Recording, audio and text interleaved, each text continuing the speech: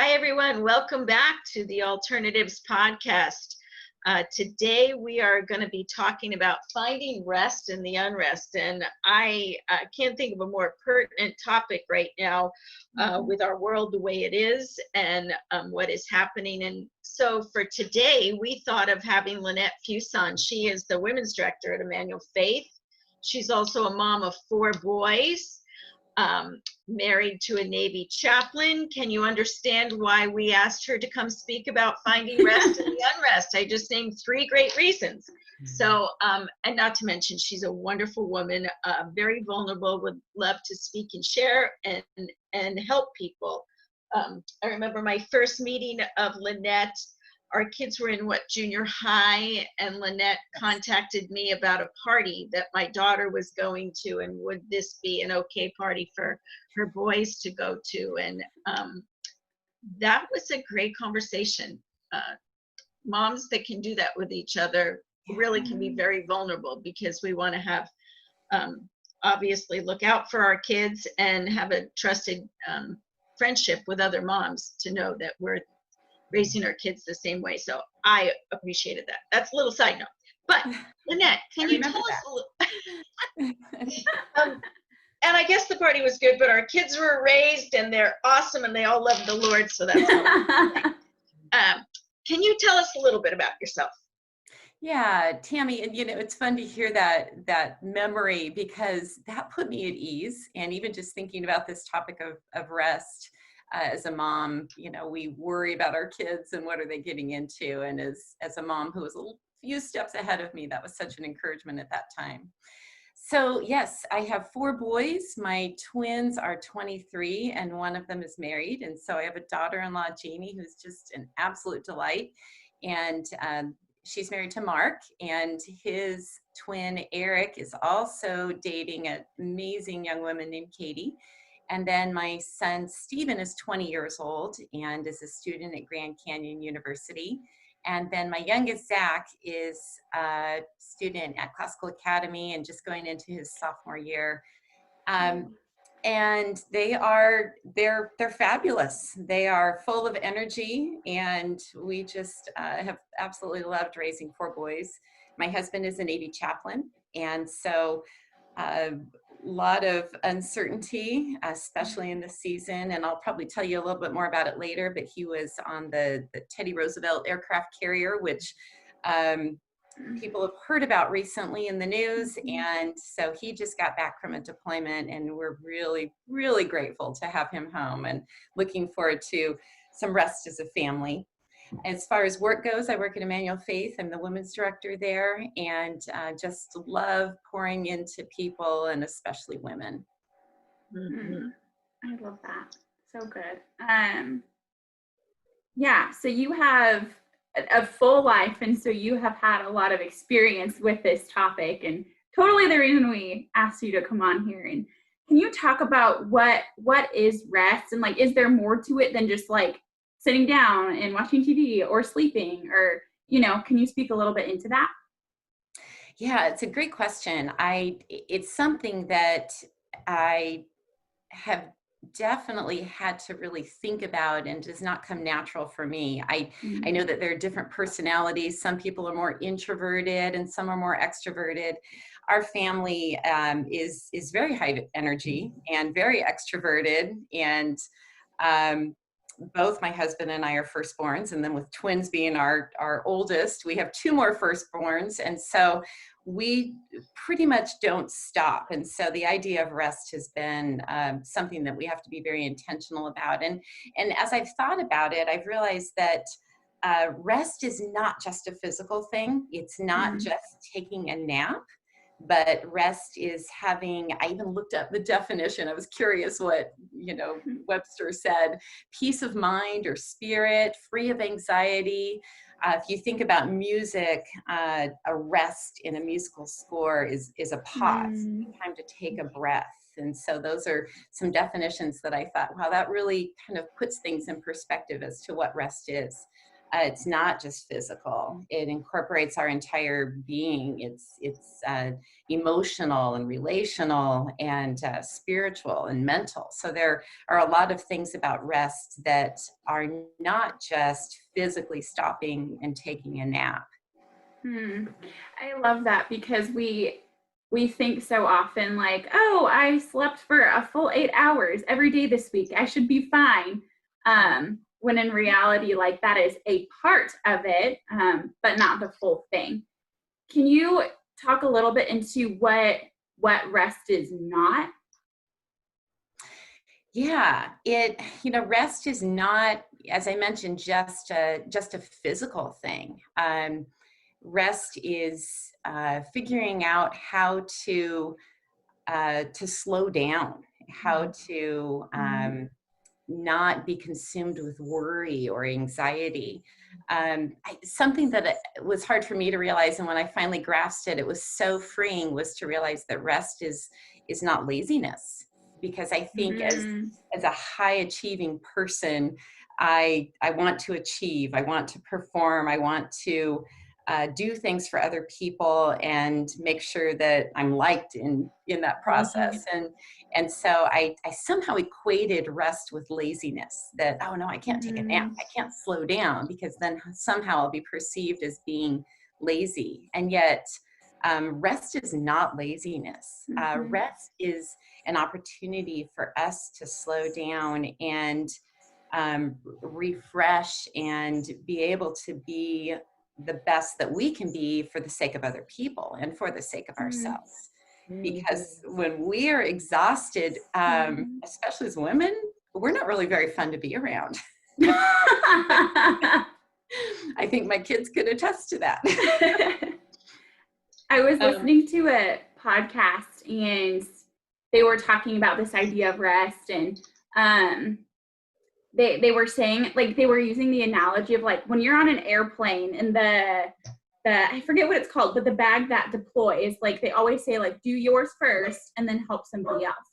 Because if you don't actually do that, like, you're not going to have time to help someone and you're not going to be capable of helping someone. Not to say that, like, if you aren't entirely whole or whatnot, that, like, you can't help people, because the Lord can use people in any way he wants. But like, we're just so much more effective, totally, like you said, when we have found rest ourselves. So I love that you said that. Absolutely. Yeah. It's interesting to me, this word rest. I think I 100% agree with you, Lynette, that rest, in my mind, the lie is laziness. I can't rest. There's work to be done. There's people that need us, or whatever the case may be. And yet we know the example, we know our Lord rested, went away and rested. And so that makes me think, well, if he needed to rest, we need to rest. But this weekend I was reading in the Psalms, and Psalm 116, it was talking about rest. So I looked in my study Bible, and interesting enough, then we have this podcast today, but it says rest, a state of unthreatened well-being. And I'm like, oh my gosh, unthreatened well-being. And that's just what you were talking about earlier, how you were describing it, but we didn't use that word. You didn't use that word unthreatened, but that's what rest is. How can we go away and not be threatened? How can we have that state of well-being? I think is really, really important. And asking you why rest is important, just what Hannah was saying about the airplane mask. It's a great example, because we need to be filled, I would think, before we can go help somebody else. And sometimes we think, okay, I'll just, even when you're running a race, you need water to run the race. You have to stop and take the Gatorade. You can't run it, or your body's going to break down. That's a physical reason. Do you have any other reasons why rest would be important that you could share with the listeners? Yeah, and I love that running analogy. I started running as an adult. I didn't like running as a teenager, as a student, and so I didn't start running until my 30s. And at first it was all about time and, see how fast I could go and how far I could run, how much I could accomplish. And I started to realize after a year or so that when I would pause and I would stretch and I would not be so concerned about the ultimate time, that my time would be better because I was pacing myself. And I think that rest does that for us. It helps us pace. Some of the other things that when we don't rest, our bodies will rest for us. And so if we don't physically take the time to slow down, we can have health implications that will come along through that. Stress, we know, can affect our health. And so just slowing down and taking the time to rest will help us be healthier and more productive. Quick story, back in February, I had an opportunity to go see my husband in Guam before all of the COVID stuff hit. And of course I was scrambling because I was going to go rest. How often do we, hurry up to rest? Exactly, hurry up to rest. And I had an opportunity to go to this conference up in LA that I was really excited about. And the night before was just chaotic. And I had a friend who was going to the conference with me stay overnight so that we could leave at 5 o'clock in the morning. So of course we stayed up late. And then we found this fighter that just kind of freaked us out. Anyway, long story short, it was like 2 o'clock in the morning before we finally went to bed and we had to get up at 5. And so we're pulling out of the driveway. And then of course I forgot my wallet. And so at 5 o'clock in the morning in the dark, I'm backing up in my husband's brand new car.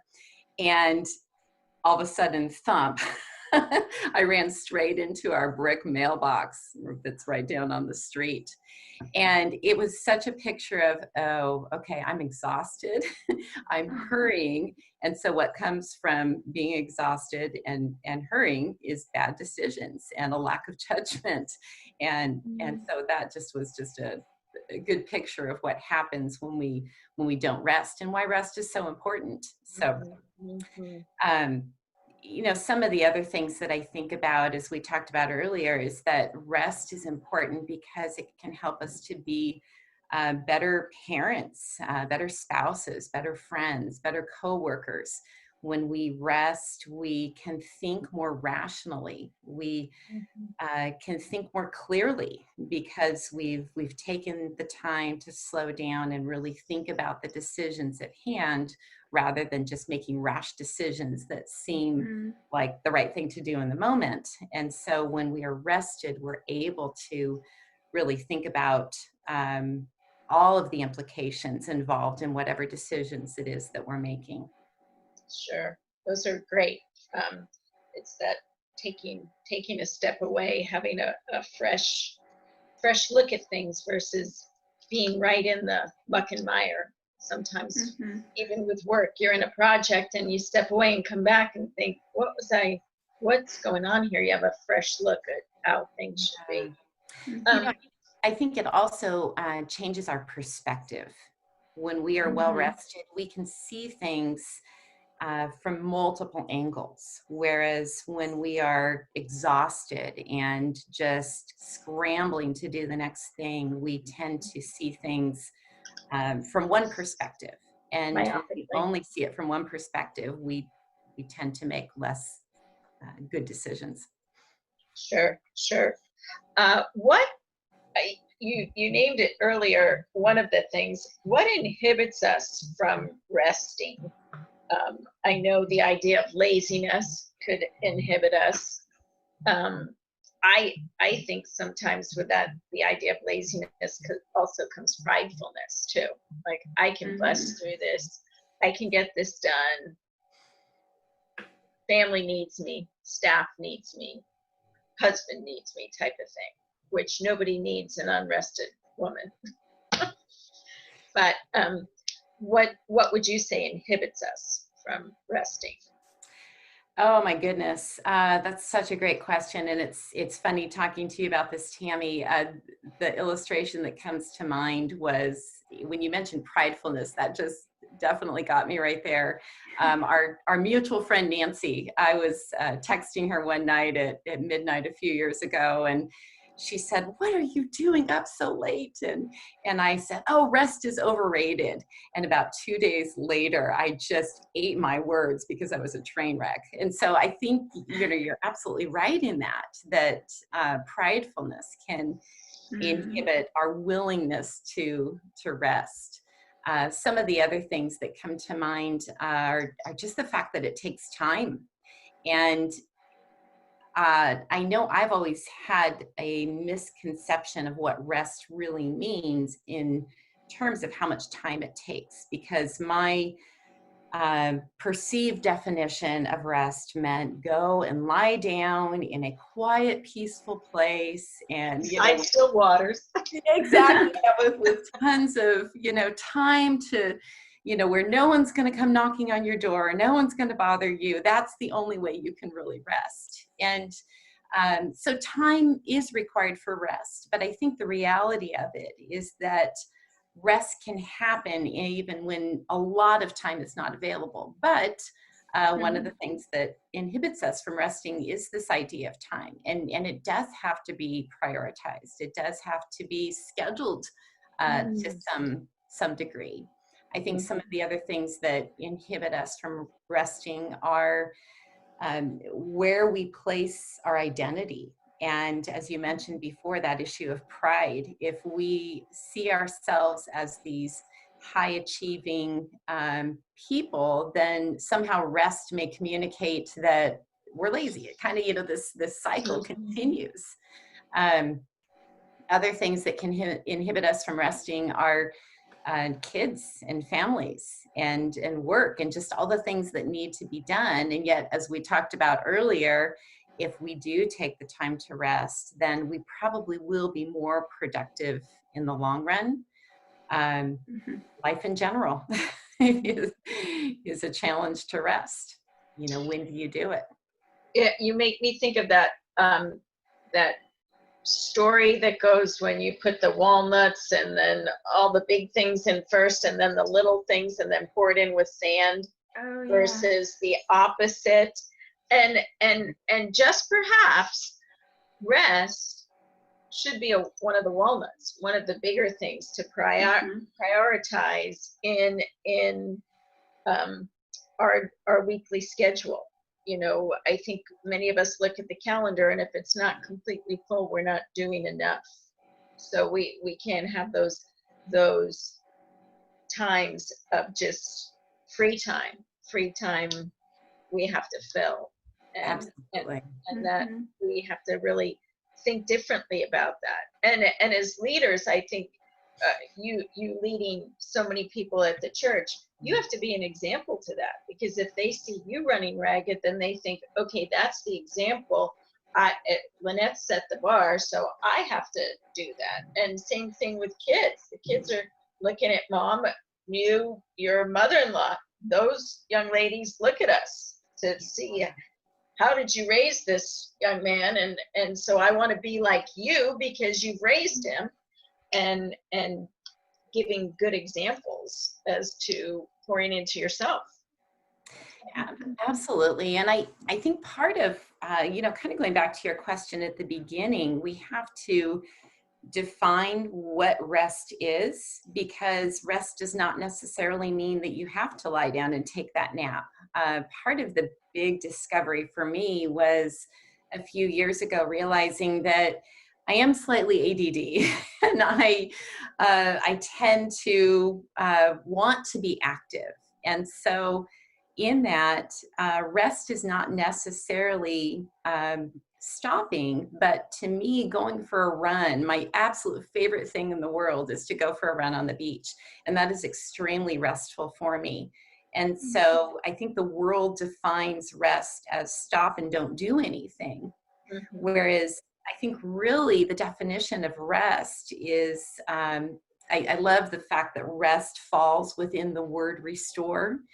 And rest is something that can restore us, that can bring about clarity, that can bring about all these different things that we've talked about. And so one of the questions that we need to ask ourselves is what what refreshes you? What brings restoration to your soul? What gives you energy? If you are an introverted person, then time alone is essential. But if you are a more extroverted person, then being around people can be more restorative for some. Oh, that's good. And I think that's important, and that's like crucial because it looks so different for each person. Because like for example, like I do not like running at all. I could dance for hours on end. That is my thing. But like running on the beach, that just sounds like so exhausting.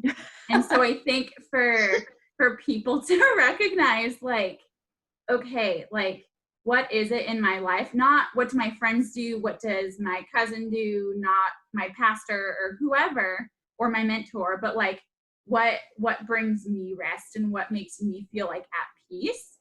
And then I think recognizing too that like in different seasons that might look different. And I wonder too almost if maybe like something that 10 years ago was restful for you might not necessarily be restful now. And so just recognizing that that's like an active thing that requires a lot of intentionality. One thing that you said, and I don't want to butcher your quote, but it kind of sounded like this, rest. So I will anyway. No. No worries, it's all good. You said something along the lines of rest can happen when there's not time available. Can you talk about that and like how someone can make rest a priority even when it doesn't seem like it's possible to do so? Yeah, absolutely. I was talking with my husband a while ago about this idea of refueling and how he recognized that somehow, and totally God, it has nothing to do with me, but I had figured out how to refuel at different times in life when others may not necessarily see that as being a refueling time. So the example that I gave was, if you go on a trip, what makes sense is that you would fill up your car with gas and you would drive the 300 miles and get to your destination. And part of what I've learned in recent years is that our destinations come with a journey, and that journey may require all sorts of detours. And so when we take those detours, if you can refuel up at each one of those detours, then you will have more energy to continue on in the journey. And so rather than just driving the 300 miles straight, to instead notice what is around us, to pay attention to creation, to whatever's going on in our families, and to be able to be present in that at the moment can be a very restful thing. So, rather than rushing through to get to the destination, to pull off the road and to look at the birds, look at the ocean, wherever you are, and while you're there to refuel. Because then you don't get so dangerously close to running on empty if we figure out how to refuel on a more regular basis. And I am far from arriving at that point, but I do think that as my kids have gotten older, that's been a little bit easier to do that. When you've got kids that are little at home, that's a really tough thing to do. And so a refueling moment may literally just be finding joy in the picture that they just drew and taking a minute or two to sit there and talk about it and take a deep breath and just really rejoice in this child's creation. So it looks different in different stages of life. The idea of going to the beach and going for a run for an hour, it sounds like a tremendous luxury to people who like to run, or whatever it is that floats your boat. But having 2 hours, the 30 minutes to drive there, the 30 minutes to drive home, and the hour to be there, to me, I would rather spend that 2 hours doing that than going out to lunch or something. And so it's identifying what it is that can refuel us, but also being willing to engage in the little things along the way. And as I was mentioning with young moms and dads and people who are in school, different stages in life. Rest really comes by looking for those opportunities along the way, rather than necessarily perceiving rest as being something that you have to have a set amount of time for. There's huge value in setting aside time to rest, and it's so necessary, but it's a both and. It means setting aside that time, but it also means identifying those little moments along the way. Yeah, I think that's so important to recognize, like, even though it doesn't seem like time might allow for it, like, you can make it happen. I also really, really like what you said about the destination. Like, that's just such a good analogy. And we did earlier, we were actually talking about it before we started recording. We were talking about the podcast that we did with Jeremy, and it was about setting goals and all of this stuff. And I think even sometimes we have this goal, our end destination, and we think we're here and we can just go here, but recognizing that, like, we do have to take pit stops along the way to get there. And sometimes our smaller steps to get there might look different because we have to build rest into it. Because we can think, oh, it'll go one way, and then recognizing, like, oh, we're just going to be burned out the entire way if we just go. So sometimes it's okay to take 7 years instead of 4 years, or, whatever that amount of time would be, to put rest in there so that you are able to do that in a healthy way. And as we were talking about earlier, like, wanting to help other people and do all of this stuff, and, like, we're so much more effective and we can live life so much more full when we do have that time of rest. So yeah, that's awesome. But that's not always the case. We don't always build that time of rest in. What would you say to our listeners that just feel tired and burned out? Yeah, and leaning into that, but something you just said about prioritizing it.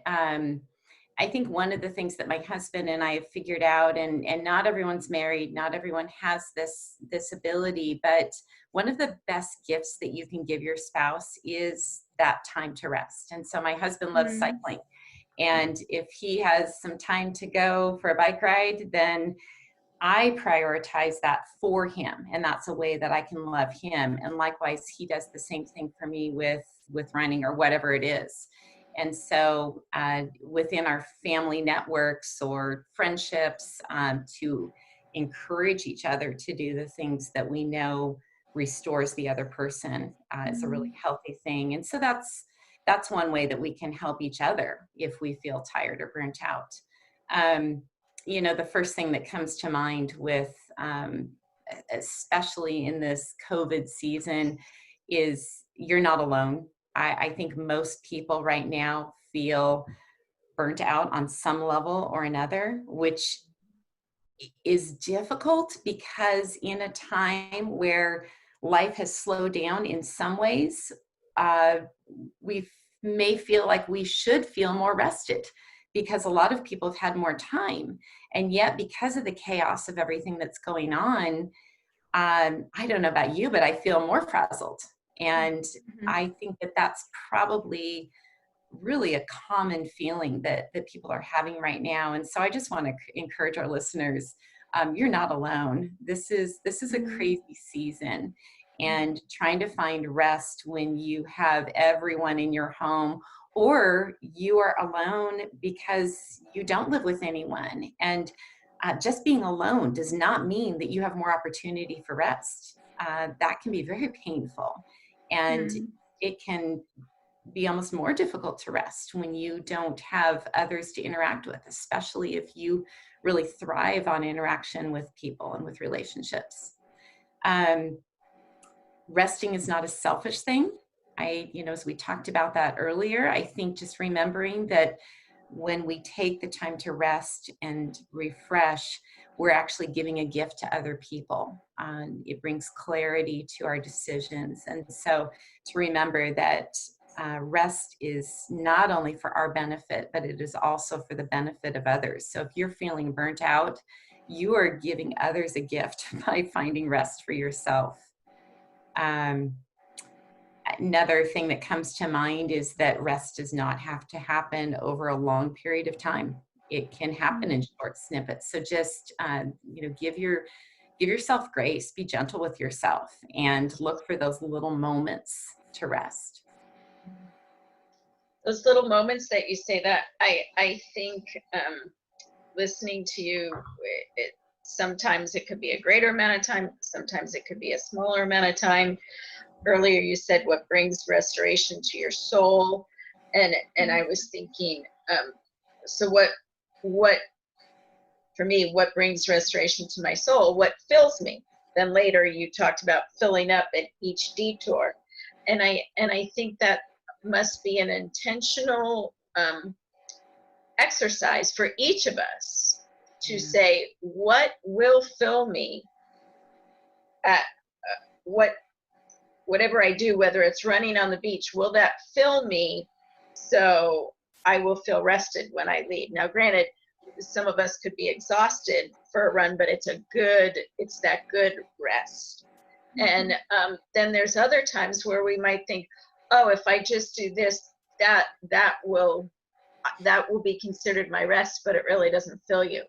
So I think we really, and you can actually feel more tired or burnt out, like putting those stops into play beforehand, like, okay, I can walk, but then I need to go do this, or I'm going to run, but I'm going to have quiet time. That can fill you too. So do you both agree with that?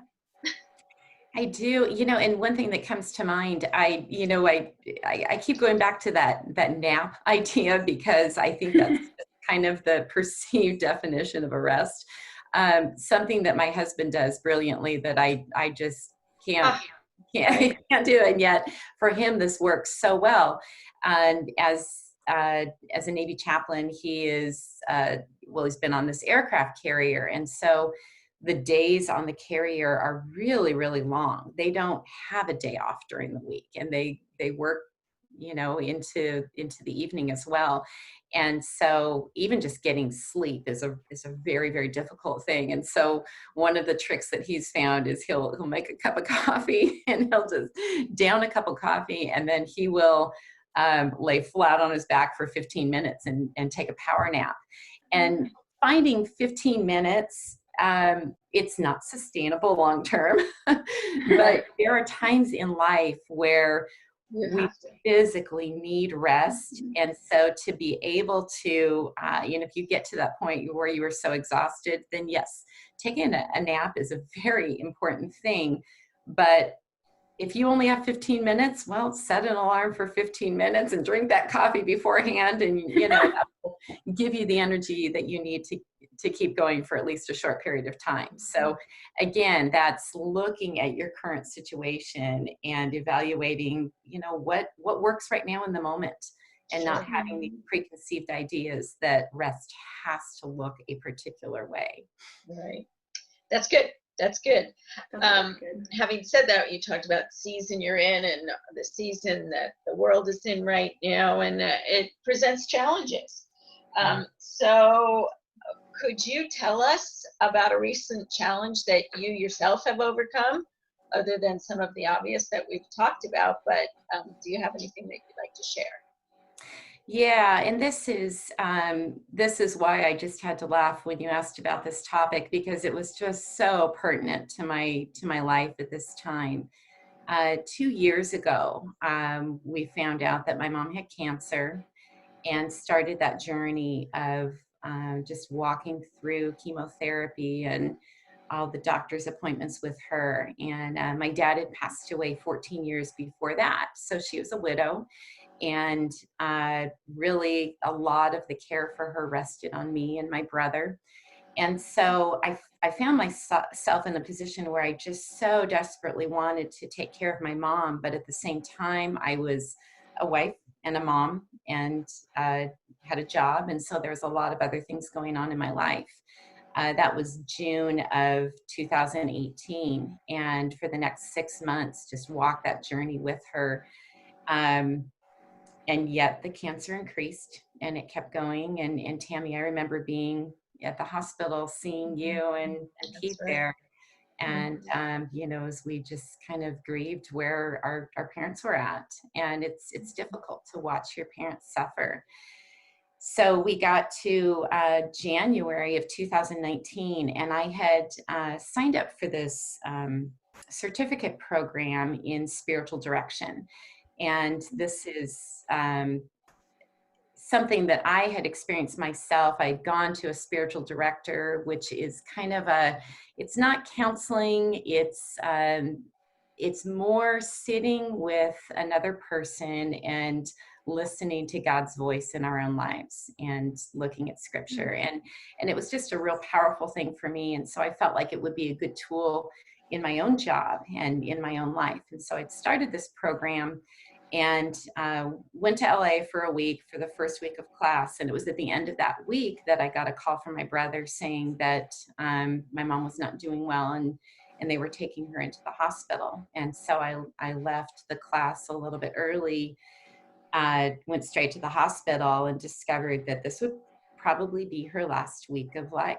And so we spent that week just loving on her and spending time with her in the hospital. And she passed away a week later.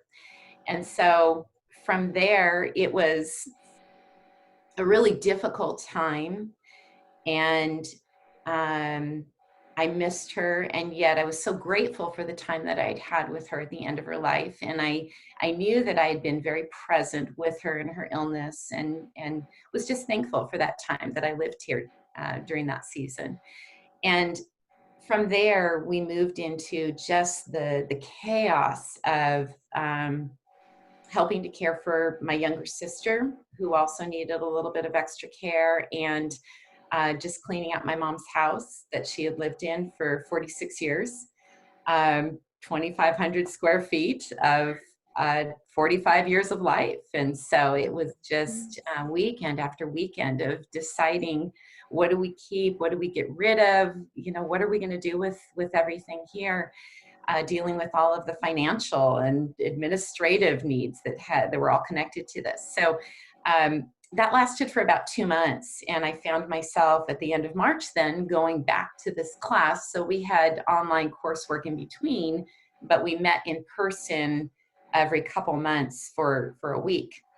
And so I was at this spiritual direction course up in LA, and it's a very peaceful class, very deep, very restful. And I'm leaving this chaos of my world at home to enter this class. And so that in of itself was difficult. And I just found myself crashing. I was so exhausted. And on the third day of class, we did what is called a half-day spiritual retreat, where they took us to this beautiful estate in Brentwood, and our only assignment was to rest.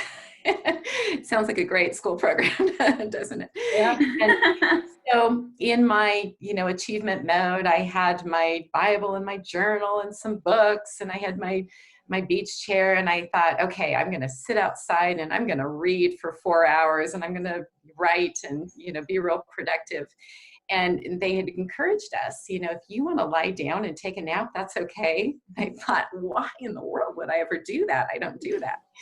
And so we got out there. It was just a beautiful day in March, 75 degrees, little breeze. There was a fountain near to us that you could hear the trickling water, and the grass was, 4 inches thick and no bugs. I mean, everything was just this perfect scene. And so I realized that that doesn't happen for most people. And this was just one of those truly gifts from God in that moment at a time when I was really exhausted. And so I sat down, and about 5 minutes into it, I thought, I'm really tired. I looked around, and I saw some of my classmates had actually taken them up on their offer to lie down and rest. I thought, well, maybe just 5 minutes, maybe I'll do one of Jason's 15-minute power naps. So I laid my towel out on the grass, and it was just amazing. It was so comfortable. It was amazing. I can't even describe it.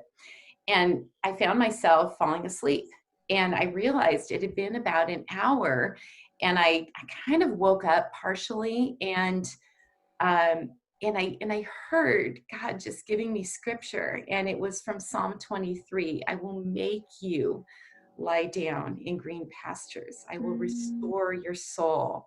And I realized, wow, this is truly a gift from the Lord. And this is evidence of how depleted I am right now and how much I really do need to rest. And then I fell back asleep. It was incredible. And I found myself an hour later waking up, and I heard more scripture from Matthew 11, where it says, come to me and I will, all you who are weary and heavy burdened, and I will give you rest. And it says later in verse 29, and you will find rest for your souls. And so again, I just felt like it was God saying, you weren't taking the time to rest, and I'm going to give this to you right now, so you better enjoy it. And it was such a sweet, sweet moment. And then I fell back asleep again, and then woke up, and our time was over. And so I had spent my 4 hours that was supposed to be highly productive sleeping.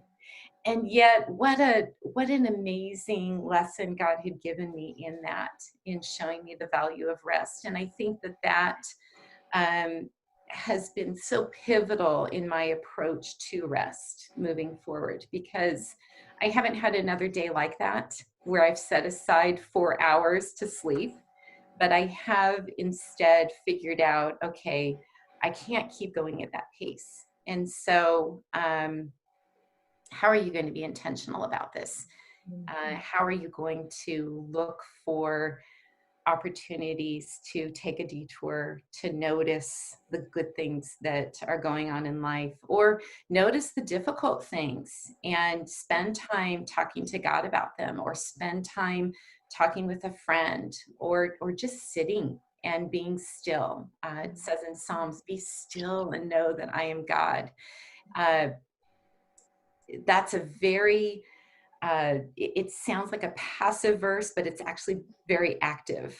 Being still requires intentionality, and yet it is so rewarding. So that was a challenge that I had faced with my mom, and it also helped me in the grieving process, because I was at a point then where I had rested and was able to think more clearly and be able to process grief and make better decisions moving forward with her home and everything else that we had to make decisions for at that point in time. I appreciate that story. You said something about this time was supposed to be highly productive, and you slept, and then we talked about being still, and I have this thing of Post-its on my wall from podcasts and different things for memories. And I think what I would like a takeaway on this for myself, and I think listeners could understand this too, if you're like Lynette, Hannah, or myself, being still is highly productive. Yeah. Mm-hmm. Yeah. You know, it really, it's hard. I don't like being still, but I really want to practice being still, because that is highly productive. That filled you, and the Lord spoke to you there. So I thank you, Lynette. I know the listeners got a lot out of this. Oops, I overstepped my boundaries.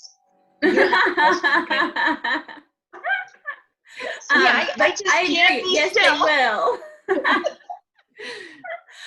How can our listeners get in contact with you? I know this is a season that it's just hard, and it's just exhausting. And it seems like everyone that I talk to is feeling that. So if they have a question or just want to pick your brain about how they can incorporate rest into their specific situation and where they're at right now, what would be a good way for them to get in contact with you? Yeah, absolutely. I know that Alternatives has my contact information, but if you'd like to contact me directly via email, it's just the first letter of my first name, Lynette Fuson, Fuson at efcc.org. So that would be my email, or you're also welcome to call me at 760-781-2166.